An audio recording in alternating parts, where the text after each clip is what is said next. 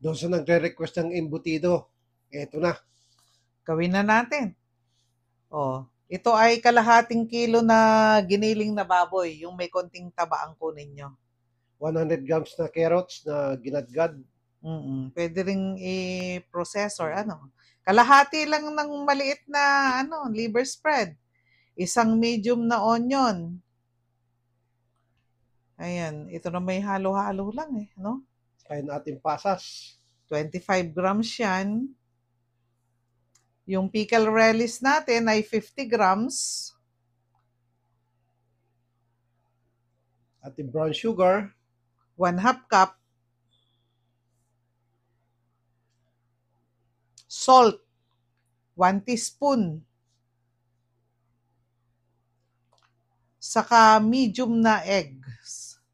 2. Yan naman ay 1/4 cup na flour. Saka 2 tablespoon na cornstarch.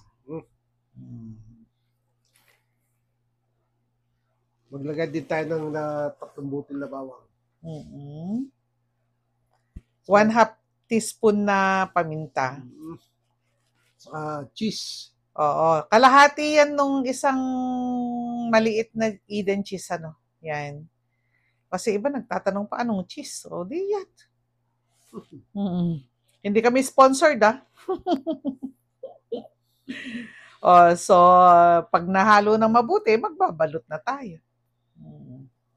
Ito, maganda yung klase ng natin na to. Itong ating aluminum foil. Ang kapal. Nabili ko lang ito online. Oo. Ang ganda. Hindi kami napunitan kahit minsan. Tapos ang daling gamitin kasi meron na siyang panghiwa, So, ayan, So, ayan, magbalot na tayo. Hindi na tayo maglalagay ng palaman dito. Oo, kasi pag may palaman, madaling masira. Ito sigurado, pa to, medyo magtatagal ito kasi alam nyo ba, na walang halos nag-aalmusal dito sa bahay. Ito naman papadala ko dun sa mga darating. Kasi may mga bisita akong darating, kwan daw, nagre-request sila ng embutido. Kaya yan, gagawin ko sila ng 4 na piraso. Steam natin, 45 minutes. Pero pagdating ng 30 minutes, tutusok-tusukin natin para lumabas yung moist niya. Yan yung sikreto ni Mang Pep sa paggawa ng embutido. Pinapalabas niya yung moist para hindi raw nagbabasa-basa. So ituloy lang, pag naka 45 minutes na, okay na yan.